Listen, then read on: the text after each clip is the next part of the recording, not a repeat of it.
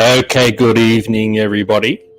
Let me turn off that noise 1 second. Welcome. Okay. We are going to have a pretty informal evening tonight, despite the snazzy blue suit. We have a number of guests ready to join us, a paramedic, doctor, a lawyer, a cop. Most of them are former, but they're all very experienced in their fields, and even a firefighter joining us later on in the evening, and potentially a journalist from New Media, which would be fun, a good friend of mine from Perth. Tonight, we will be having an informal session of just going over the Queensland Supreme Court ruling, finding that mandates are unlawful. And I even hesitate to say it that way because the court did not find that all mandates are unlawful. And that's kind of the point of tonight, is there seems to be a lot of, dare I say it, misinformation going around with people saying on one side, it's a huge win. In many ways, yes, it is a win, and we'll go over that. That's my conclusion, but not for the reason that they're saying. And of course, you have the people who just seem to love government and mandates, saying, well, no, it was a procedural limb instead of a substantive limb, and so on and so on. So we will go through a summary of that tonight, take any questions, and hopefully some of my guests will be able to help you out in understanding what's going on. So first of all, let's just run over quickly in 2 minutes the summary that I've already put out everywhere on social media. But the main takeaways of what has happened in the Supreme Court of Queensland is there was a couple of cases that were combined where we had a bunch of Queensland police officers who refused to get the injection for COVID-19 as mandated by their chief commissioner. And we also had a number of Queensland health workers from the Queensland Ambulance Service, ambulance drivers, I guess, meat wagons, as my friend likes to call them, who also refused. So the cases were combined. It took 20-something months for the judgment to finally be handed down. There was a lot of hearings. It was overseen by Justice Martin, a well-respected judge in Queensland, who's, there's nothing untoward there. He's quite a good judge. And it's a very interesting case in that the main takeaways there, and we'll go over those now, but the obiter dictum, or the secondary effects of the case, are very, very significant. Some of the things that he chose to do, castigating the commissioner, he didn't have to do. And some of the breadcrumbs he left behind, he didn't have to do. So I found this more of a win than people think, but not for the right reasons. So the main takeaways are from paragraph 461 and 469 of the judgment, which you can read for yourselves. If I put the link on the screen, it's a pretty gnarly link, but I'll leave that up for a moment. So 461 and 469 of the judgment, basically the mandate by Queensland Police Service was found to be unlawful, but not invalid. Effectively, for all intents and purposes, along with an injunction that was granted, it's a win for them. Doesn't matter whether it was declared invalid or unlawful. It's a huge win for those police members. And injunctions have been granted that prevent the police service or the health service up there from taking any disciplinary action against those people for failing to comply with these unlawful directions, and also prevents them from trying to enforce those directions, which have now been removed anyway. So there you have it. That's the main takeaway. It's been declared unlawful. And why? Well, he ultimately found that especially with the case of Commissioner Katarina Carroll, the police boss in Queensland, that the mandates were unlawful because she failed to give proper consideration to human rights, as is required by Section 58(1)(b) of Queensland's Human Rights Act 2019. Why this is significant is because he actually spent a lot of time going through all the different rights that could have been abridged by these mandates, and decided that no, this right wasn't limited, this right wasn't limited, this right wasn't limited. But the right that was limited was the Section 17C of the Human Rights Act, which says in Queensland, the title is Protection from Torture and Cruel, Inhuman or Degrading Treatment. And it says a person must not be subjected to medical or scientific experimentation or treatment without the person's full, free and informed consent. So where the rub comes here is he did not rule on the substantive issue, whether this is a scientific, as per the legislation. He didn't say this is a scientific experiment. He didn't say anything like that. He just said a person must not be, these things must not be done and rights must not be limited. However, in other parts of the Act, rights can be limited if they're done properly. And so what he found in the end was that the police commissioner did not do it properly. So in other words, she was allowed to limit the rights, and the specific one that she was limited was this one here about being subjected to medical or scientific experimentation or treatment without the person's full, free, and informed consent. And you found that they didn't have that full, free, and informed consent. And the real thing is that she didn't follow the procedures. And as he was castigating her, he constantly made reference. Have a look at my socials. I laid out each paragraph where he says things like her evidence was inconclusive, unreliable. She did not consider the human rights ramifications. There was no evidence from the Commissioner of Police as to the evidence upon which she relied. There was no evidence to support her statements that police had an increased risk of contracting or transmitting COVID-19. And he actually called her a liar in legal speak, which is amazing. In the way he noted the impossibility of the way she came up with Directions 12 and Directions 14, because she quoted on source material that she used to inform her in making these directions. And the judge was at great lengths to press her on that. And in the end found they didn't exist. They just didn't exist until after you made the directions. So you're lying to the court here. He said it very nicely. He said, I find that the commissioner is mistaken in her recollection. He also addressed the claims that police relied on modeling for their mandate. And he said, and I quote, but it was nothing of the sort. So overall, let me give a quick overall take, and then we'll bring on our guests.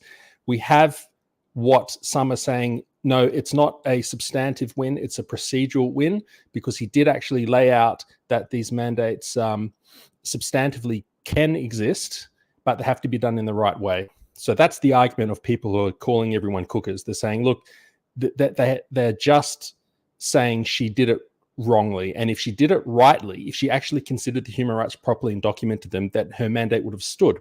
I personally agree with that statement, that the court likely would have ruled in favor of the commissioner if she had done it correctly. But he didn't, she didn't, and he didn't. And importantly, this judge, Martin, showed everyone a breadcrumb, a pathway on how you can run these matters. So it is highly likely now that the likelihood of compensation claims going out now because of mandates against employers has risen dramatically because of this judgment. And the angles by which they'll take is probably this. They'll probably FOI and do discovery in court and try and see if the employer followed the proper processes, especially in public institutions like this where they have a higher standard. Did they follow the proper processes in terms of human rights? And most likely they'll find that in this case, it's probably not documented properly. It's probably just rushed because of the political pressure at the time, and they'll be able to get a good win out of this following this kind of a case. Now, the other thing that was interesting is the judge in his obiter dictum, so kind of his secondary findings throughout the case, spent a lot of time going through each of the rights that can be limited and whether they were limited in this case or not. And that is very instructive because this is the Queensland Supreme Court. You've got to understand that he quoted a lot of Victorian court, New Zealand, other states, and they will quote him. And it's about case law and building on each other in precedents. And he laid out a beautiful analysis of how all of these human rights can or can't be limited, and whether they were or were not limited in this case. And ultimately, he found only that one right that I mentioned earlier about experimentation or treatment without informed consent. That's the only one he found that was abridged. But that's not the point. He went through all of them, and he gave a roadmap, a rule map of how the courts potentially will think about whether they have been abridged or not. So it's a roadmap for lawyers to come out now and follow the way through and try and win on these very specific avenues. So I'll go to some guests now, but I just want you to understand that there was a win for those who don't like vaccine mandates. And it was a big win, in my opinion. It's the first of many, but it's probably the best win you could hope for if you don't like vaccine mandates. Because if he came out and said, oh, vaccine mandates are unethical, they're rubbish, we should never have had them, what would have happened to him? Probably what happened to Lyndall Dean, the deputy president of the Fair Work Commission, who came out around the time Crystal Mitchell resigned from Victoria Police on my show, around that time. And they just sidelined her because it's too much. Instead, what Martin has done is he's opened the door a crack, which will allow other motions, other actions to succeed. So let me bring on our first guest. This is going to be Nick.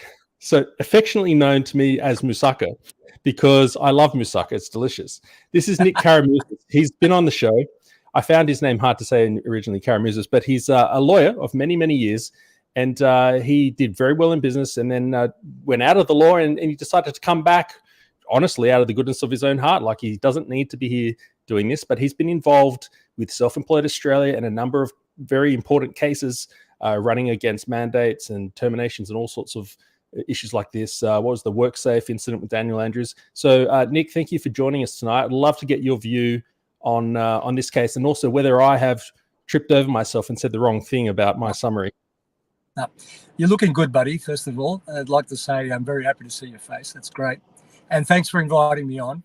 No, you have not stepped out of line at all. I believe this is one of the big wins. It's not the first. That's where you're wrong. There've been a few. In fact, there was a recent work cover finding where the employer was found to be liable for forcing people to get vaccinated. And like I told you earlier, mate, the fascists will not win. The reality is this is not the end. This is just the beginning. And there's a whole heap of stuff going on that I'm involved in at the moment when that starts hitting the headlines. And that's the bottom line. This gets out into the public, and the public hears the word unlawful. And the word unlawful was used properly.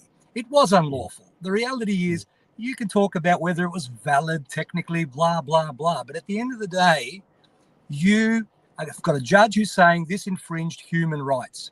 And that's where we haven't been successful. We haven't been too successful up until now in terms of infringements of human rights. And this judge has opened the door, as you correctly state. And furthermore, within the judgment, I don't know if you picked up that there was an advice quoted in the evidence from the Attorney General that said, my advice to you is you may have some problems here if you go ahead and do what you're doing. So if you read that section, you think to yourself, okay, so the government was advised by the top lawyer in the land, or of the state, sorry, the top lawyer of my state tells me this might not be actually right to do this. This is the lawyer telling me, and I go ahead and do it anyway. Now, if that doesn't tell you something, because that's the hidden gem in that judgment, is that the government ignored its own Attorney General's advice. Now, if that doesn't tell you something, what else does? And that's the reality, Matt. So, Nick, okay, so just a bit of a fly in the ointment. Yes, in the end, Justice Martin found that Section 58, was specifically Section 17, was breached, but only in her method. It seems that if she had documented and relied upon things properly, he gave her a lot of leeway in saying it was an emergency at the time. He may very well have ruled in her favour. Yeah, the problem with this is, mate, they all use the same method everywhere in Australia. It doesn't matter. They're all dodgy. Yeah, they're all dodgy, right? So in the end, mate, you should see how dodgy the things happened here in Victoria. I'm doing a case at the moment where I've got documents that Sutton has meant to have signed in relation to the authority to lock down the state, and the signature on those documents is not Sutton's. Oh, bombshell. Right? When you say dodgy, when we say dodgy, we're not just talking out of thin air here. We have material. I don't talk out of thin air. When I say something, I'm saying it because I've seen it or I know what I'm talking about. And they are, for the want of the use of a technical word, dodgy. Dodgy is the best way to describe it. They've cut corners, they've done the wrong thing. And at the end of the day, the law applies to everybody. Now, everybody should abide by the law because that's what we've agreed to as a community, as a society. They're our codes of conduct. If we don't comply, we get in trouble. If you do something wrong in that, you'll be hauled before the court and then you'll be calling a lawyer to defend you, right? What's the difference? Why are they special? They're not special. And this is what the public now knows. And that's the big news here. The big news here is this case has made it through the mainstream media. This was sent to me, news on this, I mean, I already knew, of course, but a mate of mine who has nothing to do with the cookers or anyone like that sent this through to me and said, wow, look at this, right? So it's made it through to the people that are not the echo chamber, which means that the message is getting through. And the reality is once the community is all across the fact that we haven't been treated well, then the courts have to follow, mate. The judges have to reflect community views. And I believe that's what's going on. Yep. Well, they And did that's why I during the believe- pandemic. Everyone was afraid it was an emergency. They reflected it, I think, poorly. Like they just threw their ethics out, but it did reflect the public mood.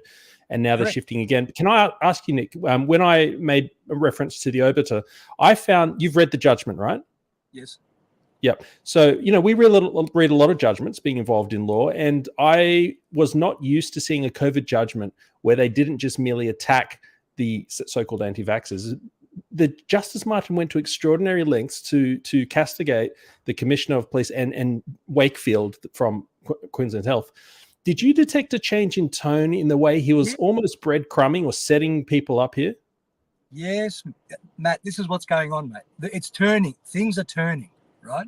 It's not what it was a year or 2 years ago. Things are changing because people and general conversations, I don't know, you're living kind of off the grid, so you don't see what's going on here in the boiling pot, right? The conversations we have now with people, just you bump into someone in the street and they will talk to you about the stuff that used to be called conspiracy theories not so long ago. And they basically know, people now know that we have been treated with disrespect. And most importantly, we've been treated illegally, unlawfully. Unlawful is one word for illegal, my friend. There's no other definition. If something is unlawful, it's illegal, right? So the reality is we have been treated illegally. And just watch this space, because Dan Andrews and Brett Sutton, I told you, one day I'll put him in jail, right?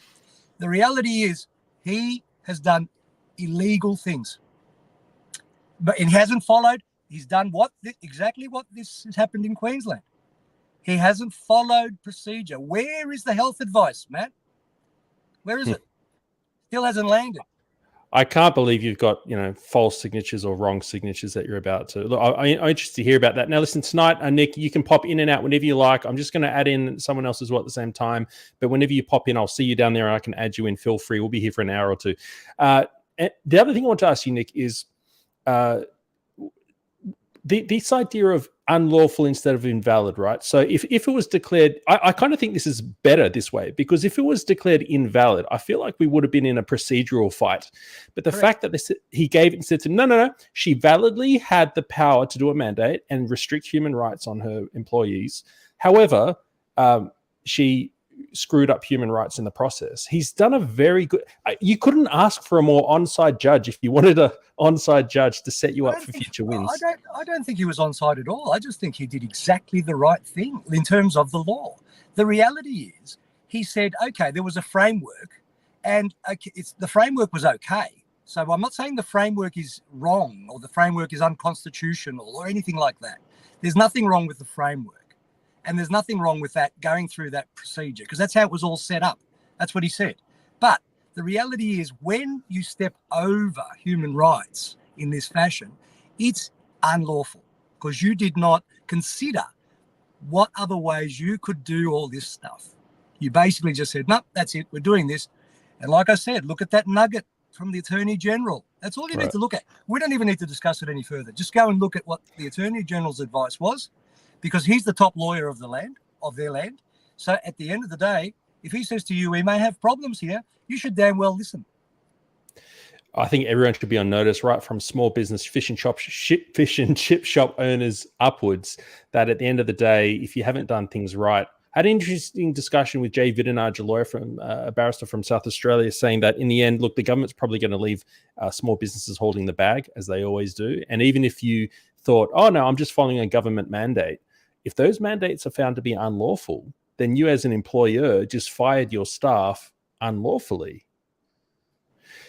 Sean Runacres is an ambulance driver of many years in I think in Melbourne, but he's joined us here tonight as well. Thank you for joining us, Sean. I'm interested to hear your view on this idea of the way, if we go to Wakefield, who had a slightly different reason why he declared that mandate invalid in a way, the Queensland Health Service one, but still he castigated him as well for using dodgy modelling and taking things out of context. I'm feeling like there's a bit of malfeasance happening here in public office. Some of these people are doing a very poor job and really should be removed because they're just not following process and law and procedure. Yeah, look, I guess I start off by saying, sorry, hi Nick. I start off by saying I'm not legally trained, so I have to be a little more listening rather than talking. And it's been a long time since I've worked in ambulance. The thing that strikes me is that the massive turn that we've got from where we were 2 or 3 years ago, where we were the cookers, we were off our trolley, we didn't know what we were talking about, we're uneducated. And really, the people who should know what they're doing have got the taxpayer paying for legal advice, are, by the sounds of it, ignoring it, fudging documents, and not really taking care of the citizens the way they are charged to do. And you know, I'm the first one to say that we should be opening the public square and bringing the rotten fruit. My concern about all this is the Teflon that has been evident over the last 4 years, is phenomenal. And you know, Nick, I get very excited every time you say that people are going to go to jail. But I haven't seen anybody go to jail yet. It takes time. It takes time, mate. This understand. doesn't happen. I mean, as you just said, we're just now waking up, aren't we? As a community, we're just realizing that, hey, we've been duped here. And there's people that have been getting paid big money who haven't done their jobs. Those people, why do you think they've all resigned, mate? Honestly, why do you reckon most of them have gone? Do you think that was just a coincidence? Honestly, they want to cut the liability to that point, right? So the reality is they know what's coming and what is potentially coming their way. Then when the community says you've done wrong and you need to be accountable, that's all you need to know. That's the reality. And as you said, the community's now behind us. And I see it too, mate. I have conversations with people, you know, not long ago, they'd all look at me as some kind of weirdo because I'd say to them, well, I believe this is what's happening. And they'd say to me, no, that's not it at all. You know, you've lost the plot. Now they're telling me things. And I'm like, yeah, okay, good. Yeah, there is definitely a real change in mood or topics of discussion, and I am seeing that. One of the things, I was talking to a doctor friend just recently, and I was talking about the mandates, and he was like, you need to remember, up until the mandates came in, only 45% of people signed up for it. Yep. So there was definitely a level of coercion countrywide. And when I sort of sit there and think, you know, I'm in the minority, no, actually, there's a truckload of people who didn't want to go through with this for whatever reason, and then were coerced.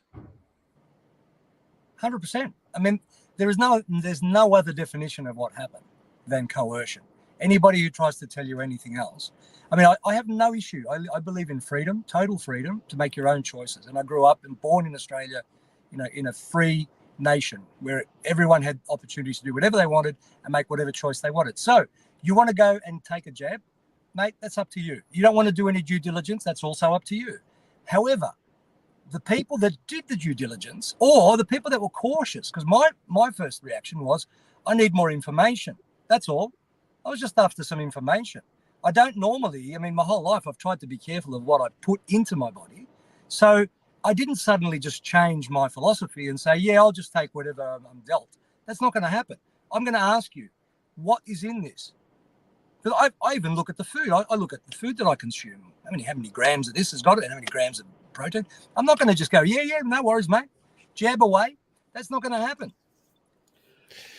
All right, you two. I'm going to bring in, you can stay or leave as you like over the course of this hour and a half, but I'm going to bring in a very special guest. She made herself famous. One of the most courageous Victorians or people anywhere I know in my whole life is this little lady called Crystal Mitchell, who has bigger bulldog balls than anyone, really. And I hope she doesn't mind me commenting on her balls, but I'm going to bring her on stage right now. If she's there, is she there? Look, I can't see her camera. There she is. Crystal Mitchell was an acting senior sergeant who resigned on discernible about 2 years ago. and has been very vocal and active in the fight against this whole, she's been coordinating other police officers in the same position. So welcome to the show, Crystal. Very interested to hear your reaction to this news out of Queensland. Good on you, Crystal. Your microphone is muted. That is not my fault. I am not censoring you. No, that was me. Sorry about that. I didn't know you were going to bring me on. I was just in the kitchen baking some muffins. So apologies for the casual dress. Just been working the farm today, so a bit raggedy.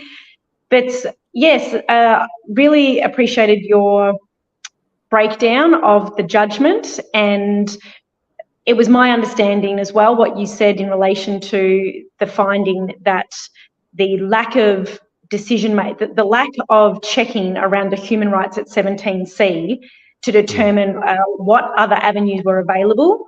And I think Nick is correct in that every police force, I think, in the country operated in lockstep under the same method, because when the mandates were being discussed as a potential to be brought into Victoria Police, we raised this issue, specifically 17C, with Shane Patton, the Chief Commissioner. We've got it on emails. Like Nick, we've got our own trail of evidence that is available to anybody that wants it for whatever court case they may choose to pursue.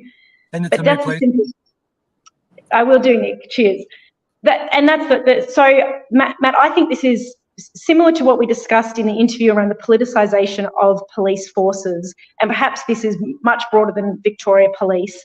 It seems that every single police force in the country has operated in the same manner because we've had governments, Labor governments, push these mandates out across all the public sector.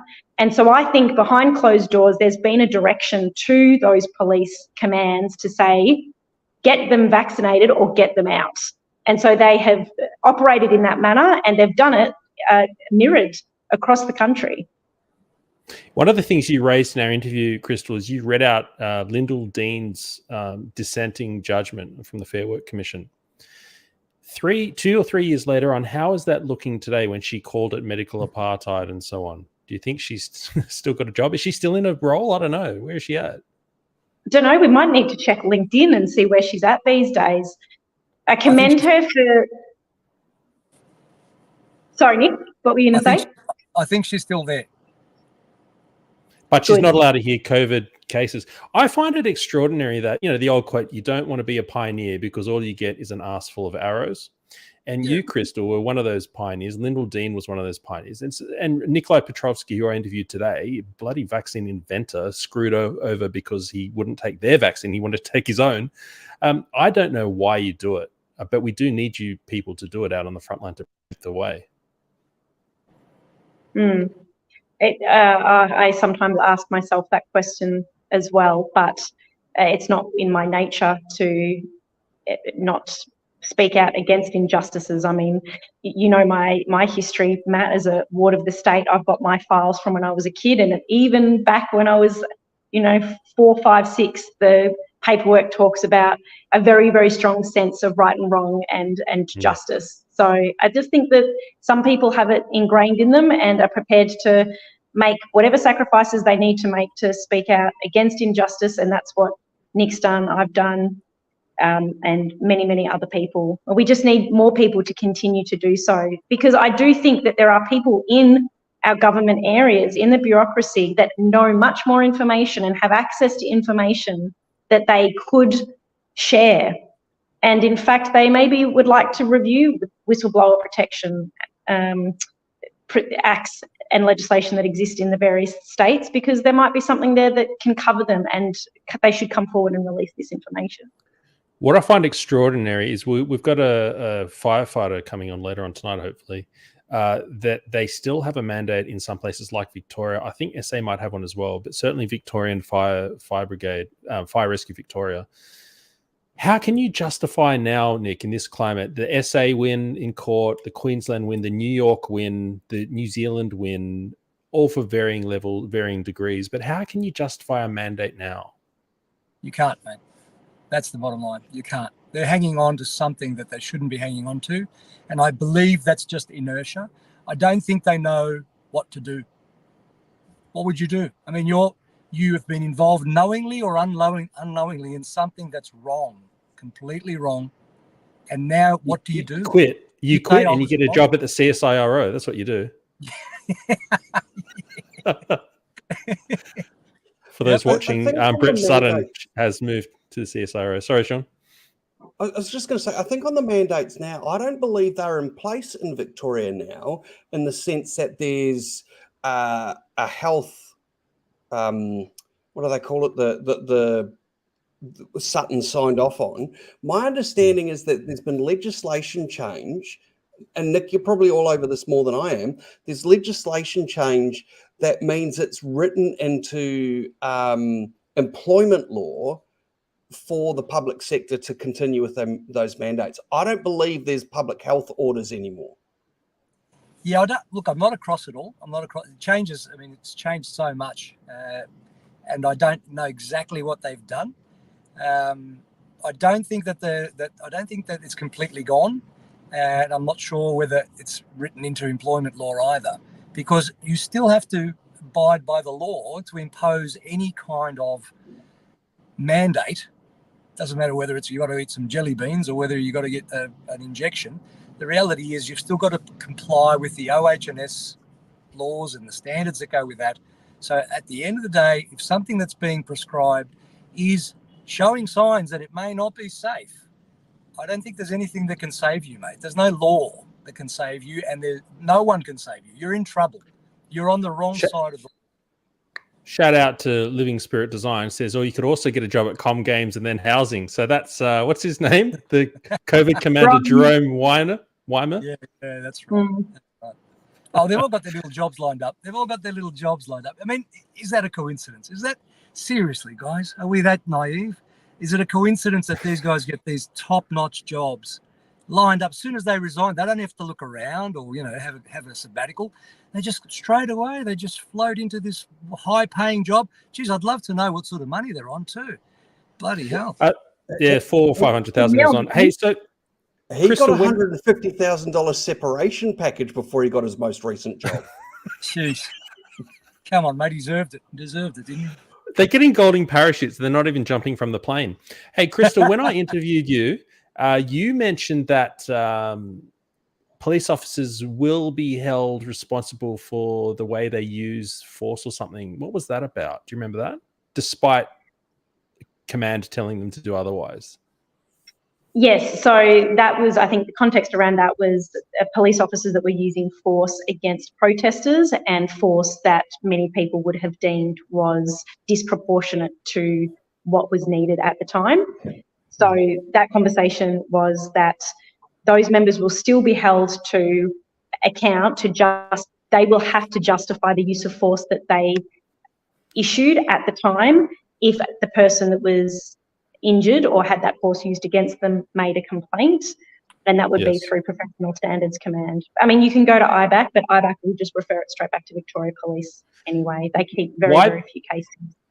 Yeah, why this is interesting is because when your inspector or whoever your commander is says, get out there and bash some heads or do it, don't worry about it, we'll cover you. They will drop you when it comes to this, and you'll be held responsible as the little constable who broke human rights 100%. Law that ended up on telly. Yeah.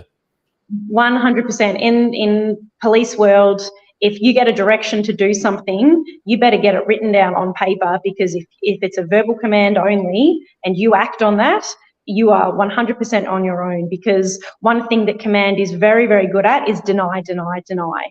Or the new words for that is I don't recall, which is I deny, but it's just fancier language. So where are we thinking, everyone, on this idea that I spoke to Jay Vidinaj about today, especially when it comes to workplace law, this idea that you have a responsibility as an employer. So regardless of what the government says, and especially if it turns out it's an unlawful mandate anyway, you could be taken to the cleaners and be claiming on your insurance policy because someone got injured because you made them get vaxxed. Good luck with claiming on your insurance policy, mate. I don't know if you're covered. The reality is, I told all my friends who were employers at the beginning of all this, I said, do not force a single person to be vaccinated. You must not do that, because if that vax turns out to be not healthy, then you may be liable for that person's entire life and whatever damages there are. As it's turned out, that's where we're headed. We're headed in exactly that position. However, that doesn't mean that person who has followed the government's, let's say, coercion, can't then turn around and sue the government and seek an indemnity against the government for creating a situation. So they've set it up in a way where it's very convoluted.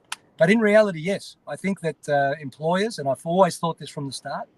In fact, I never forced any of my staff to ever get jabbed, and I never would. The reality is, I always saw that as their own choice.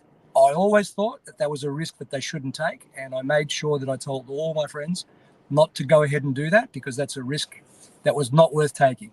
That's the reality. But you and I is that if those employers seek indemnity from the government or choose to sue the government because they've operated on the advice provided, ultimately it's the taxpayer that puts that bill. And I think that this is a big reason why politicians make the decisions that they do, because there is no cost risk to them. And we need people in government who are prepared to change the laws to make politicians financially accountable for decisions that are proven in a court of law to have been disastrously wrong. And we've got all of the evidence to show that at every step of the way, someone was warning them, hey, if you do this, this is going to happen and these things are bad.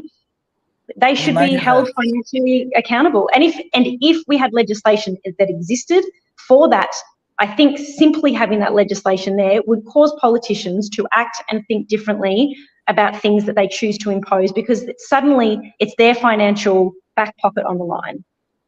The thing is, Crystal, I don't think you'd ever get anybody taking that job if that was the case. I'll do it. There's plenty of people that will do it, because we know that there's certain laws that you just shouldn't make. Sorry, Sean. No, that's all right. The problem that we've got at the moment, and somebody's made a comment at the bottom that Matt's put up, is people are talking about litigation and financial compensation. Well, Victoria, we're a state's $180 billion in debt. That's $35,000 for every man, woman and child. Great, sue the government. We're screwed anyway. You're not going to get anything. You know, there is no recourse for this. And the other thing that I wanted to say was about that the police force that's been used. You can't use pepper spray as in a warlike environment, but you can use it as a police force. It's banned under the torture agreements, but the police are allowed to carry it. Now, I am all for the police being able to protect themselves and protect the community, but why is it that they're allowed to carry something that internationally is recognised as inappropriate for use against other humans?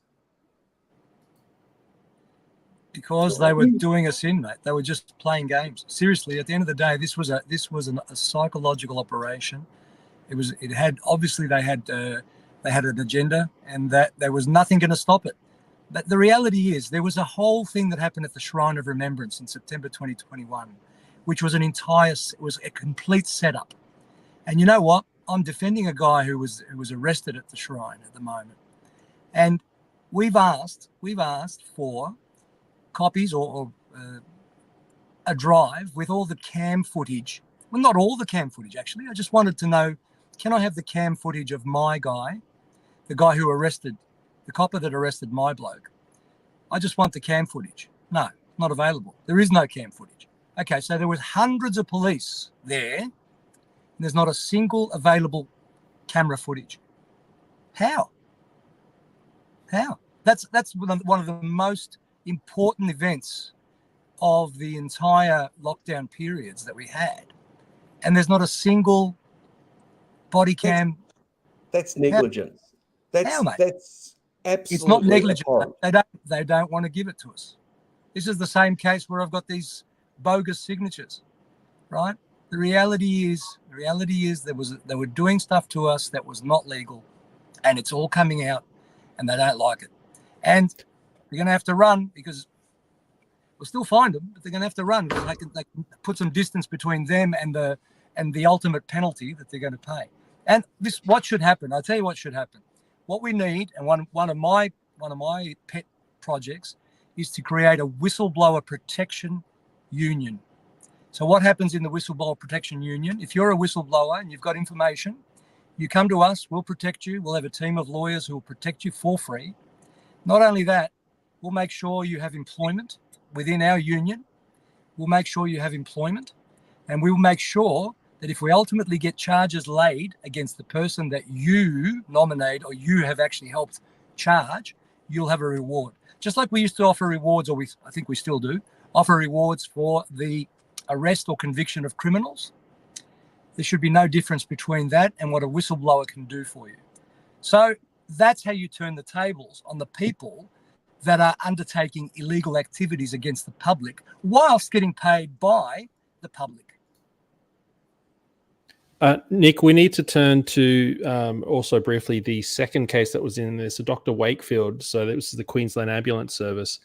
The reasoning behind why he found that mandate to be, I can't remember what word he used, invalid, but it wasn't unlawful, the second one. It was simply that it could not be, it was of no effect. That's right. Because he found that Wakefield, who's the CEO of Queensland Health, argued that it was part of the work contract. And he went through a lengthy process of determining that no, the mandate cannot be it was not part of the work contract. Can you shed any light on that part of the judgment? But you've got experience with Self-Employed Australia. You might understand it more than I do. I don't get that bit.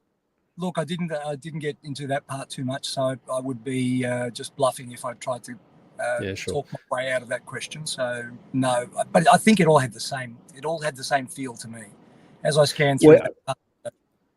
Yeah, okay. Well, he did have a go at the lack of evidence and process on Wakefield's part as well, but it was a slightly different reason for their mandate. Yeah, slightly different, but made in the end the same effect. Now I may drop out because my battery's about to run out and I've got no way of charging it, so I'm not hanging up on you. Just I'm going to disappear at some point. So thank you for being with us, Nick. If people want to follow your work, I don't know where to send them. Do you have a place? No worries. That's all right. They don't have to follow me. I'm only undertaking jobs where I'm actually suing the government for strategic reasons. So I'm not taking on clients, and I'm not even a public speaker in any way. I just like you, so I come on your show. So I really just I keep a low profile basically, and just do what I have to do. And at some point, we hope to do the things that I've been suggesting that we should do, especially the whistleblower thing, because I think that's probably the favourite thing that we could possibly do. That'll bring accountability to the fore, because there's like Crystal said, there's a lot of people that have got the information at their fingertips, they've got it available, that can bring these people to justice. Not only bring them and potentially get them sued. You know, you're all talking about not having enough money. Well, maybe we can take their assets as well. May not be enough to satisfy all the judgments, but it'll go some of the way, won't it? I mean, we can take the assets of Mr. Andrews or Mr. Sutton if they're found to have done the wrong thing ultimately, because that's what happens to people. You can there's the Crimes Confiscation of Profits Act, which allows the police to take away the profits of crime. So if we could potentially get to that point in time where we establish that that's happened, well, we can use that legislation to take away some of their assets. So I might as well sign off, because I'd rather go off with a goodbye rather than unceremoniously terminated.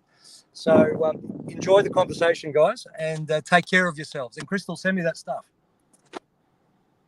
All right. Cheers. See you, Miss Sucker. You are terminated. Hey, moving forward, so you've got an ambulance driver here and a police officer, former, both. This judgment gives good hope for those number of officers and ambulance drivers in Queensland. But what about for the rest who weren't party to this action? Where do they stand? In terms of the ability to get their jobs back? Or the injunctions were specifically to prevent any disciplinary action being taken against the applicants, so the people in the court case, the named applicants.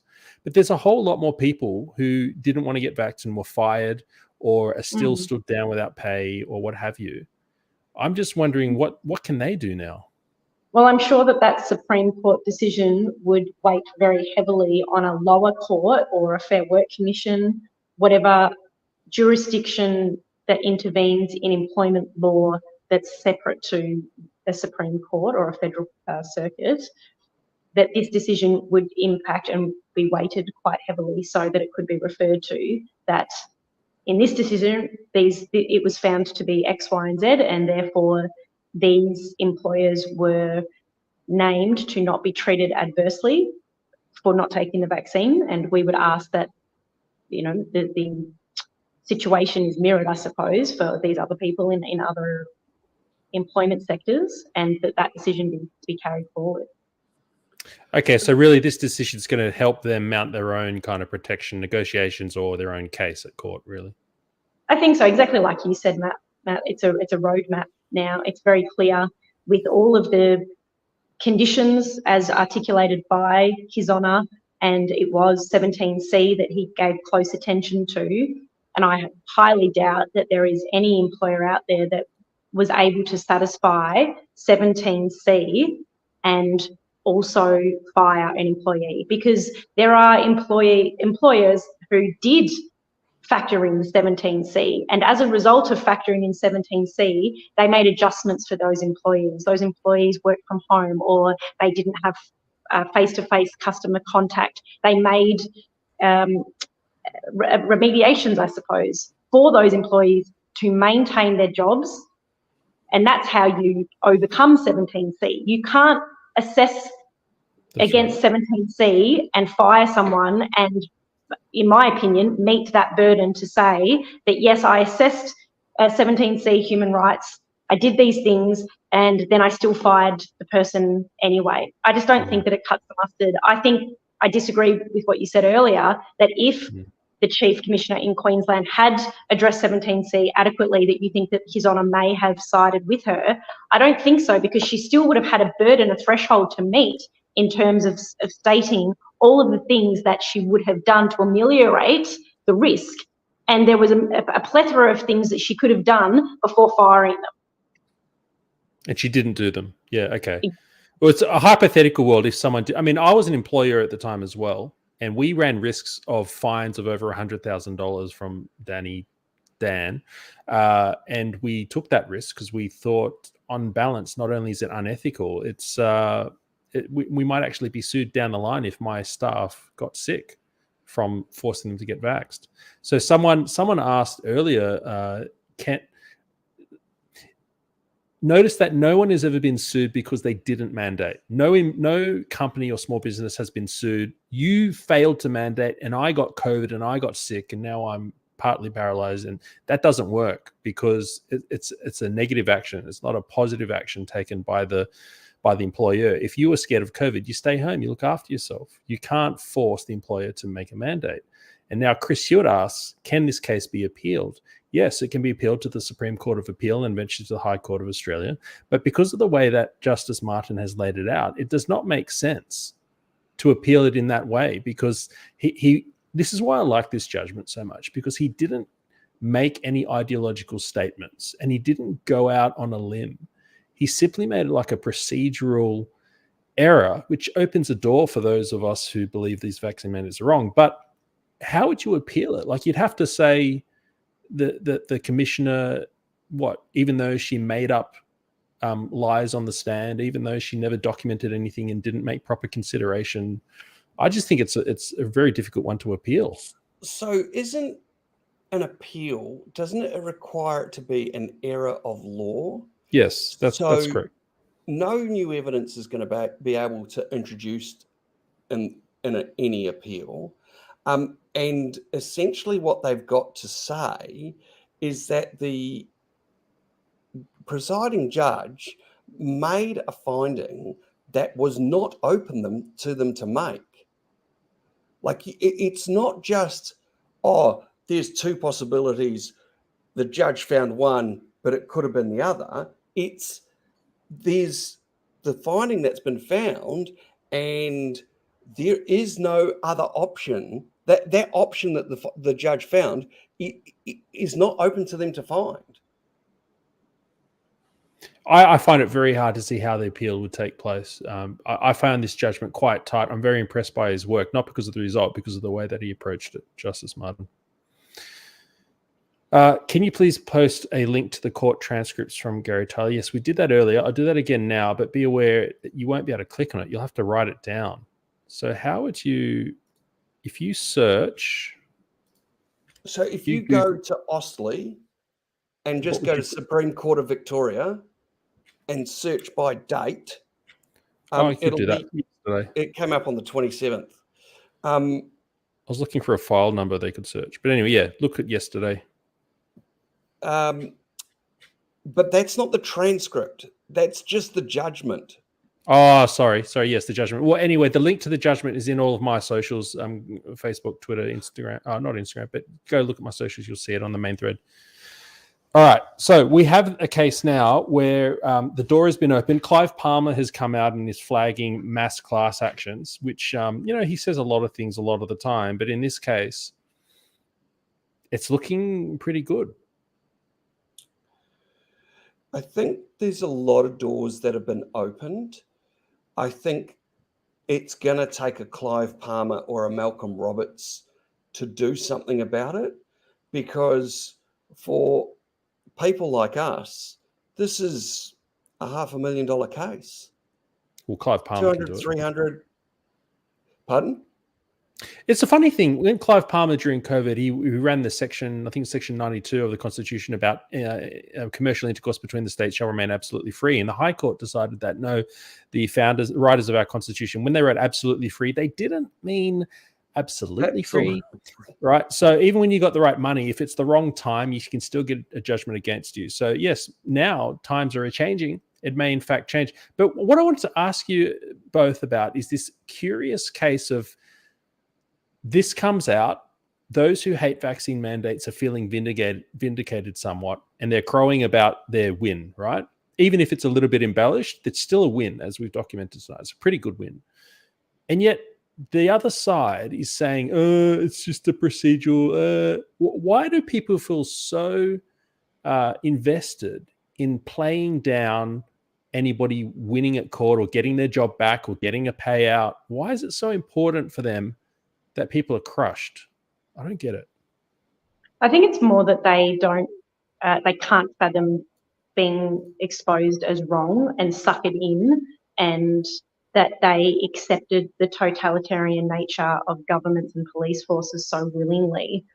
I think that you've probably even done some interviews behind the psychology on it, that once a person's formed a position, even in the light of cold hard evidence that proves that they are wrong, they are still going to bury down and believe their original premise, because they don't want to be wrong. For their brain to conceptualize that they were wrong and that they formed a wrong opinion on something that is really quite important, it's probably just too hard for them. So this is the easy option.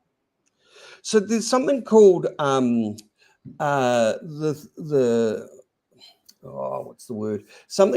first mention, the first time you hear something that you've never heard before. Primacy effect. Primacy. Yeah. So somebody has said, you're going to die from COVID, vaccines are safe and effective. So the population has taken that on.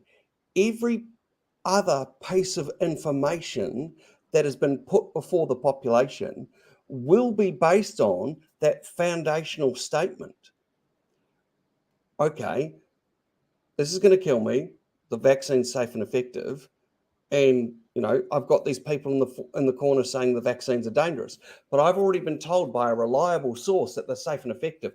So to actually change that, the psychology that you've got to get down to, you've actually got to get right underneath that root to completely change their position. They've got to admit they're wrong. Ouch. They've got to be open to admitting they're wrong. Like, there's a long way down psychologically that people have to go.